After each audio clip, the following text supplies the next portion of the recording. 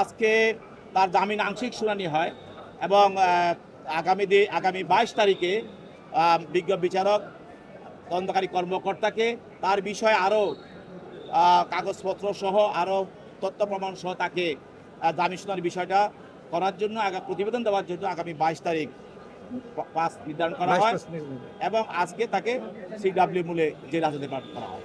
বাংলাদেশের মানুষ এবং শিল্পী, খেলোয়াড় বা অভিনয় শিল্পী বিভিন্ন তাদেরকে অনেকে পছন্দ করে, কিন্তু তারা জনগণের এই ভালোবাসাটাকে অপব্যবহার করে তারা ফ্যাসিস্টের সঙ্গে হাত মিলিয়ে ফ্যাসিস্টকে সহযোগিতা করে যেসব জনগণ তাদেরকে ভালোবেসেছিল ওদের বিরুদ্ধে তারা দাঁড়িয়েছে এবং তাদেরকে হত্যা করার জন্য, তাদেরকে ক্রস ফায়ার দেওয়ার জন্য, তাদেরকে রাজনীতি বিচ্ছিন্ন করার জন্য, তাদেরকে পঙ্গু করার জন্য, তাদেরকে বাড়িঘর ছাড়া করার জন্য এবং এক কথায় দেশের মানুষের মৌলিক অধিকার হরণ করার জন্য তারা ফ্যাসিস্টকে সহযোগিতা করেছে।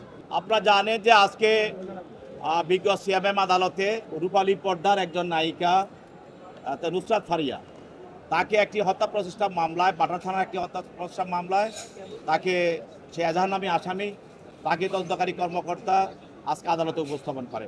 আপনারা জানেন যে সে থাইল্যান্ডে পালিয়ে যাওয়ার সময় শাহজালাল আন্তর্জাতিক বিমানবন্দরে তাকে আটক করা হয়। সেখান থেকে এই বাটা থানা নেওয়া হয়, সেখান থেকে আদালত তাকে নিয়ে আসা হয়।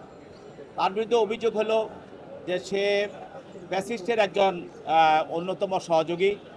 গত 15 বছর যারা এই ফ্যাসিস্ট হাসিনাকে সহযোগিতা করেছে তাদের অভিনয়ের মাধ্যমে, নায়ক গানের মাধ্যমে এবং বিভিন্নভাবে ফ্যাসিজম চালিয়ে যাওয়ার জন্য তারা সহযোগিতা করেছে, তার মধ্যে সে একজন অন্যতম।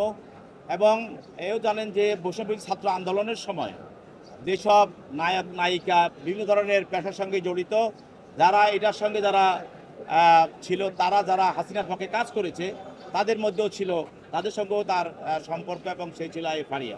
এই ঈদে জামা জুতো অ্যাকসেসরিজের ডিসকাউন্ট।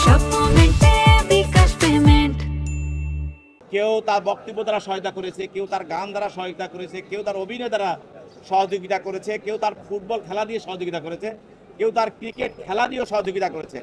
এবং বিভিন্ন পেশা যারা আছে তারা অনেকে বিভিন্নভাবে এই ফ্যাসিজম রক্ষা করার জন্য কাজ করেছে, যার ফলে বাংলাদেশের গুম, হত্যা এবং মানুষকে পুড়িয়ে মারা এবং মানুষকে তাদেরকে ক্রস ফায়ার করা, এই ধরনের আয়নাঘর সৃষ্টি করার জন্য হাসিনাকে তারা বিভিন্নভাবে সহায়তা করেছে। তো যেহেতু ফারিয়াকে তদন্তকারী কর্মকর্তা অন্যান্য আসামি যাদেরকে গ্রেপ্তার করা হয়েছে তাদের সঙ্গে তদন্ত বিষয় জিজ্ঞাসাবাদ করা হয় এবং যখন এজাহারটা করা হয় তখনও তাকে এই ঘটনার সঙ্গে সম্পৃক্ত পাওয়ার কারণে তাকে এজাহারভুক্ত করা হয়। এবং পরবর্তীতে আমরা জানেন যে এজাহার করার পরেও আমাদের তদন্তকারী কর্মকর্তা তদন্ত করাকালীন সময় তাদের এই ঘটনার সঙ্গে তাদের বিভিন্ন ধরনের মোবাইল ডিভাইস এবং তাদের কথোপকথন এবং তাদের বিভিন্ন ফটো এবং তাদের স্ক্রিনশট বা ফেসবুক বিভিন্ন ধরনের কনভারসেশন তাদেরকে আমরা পাই।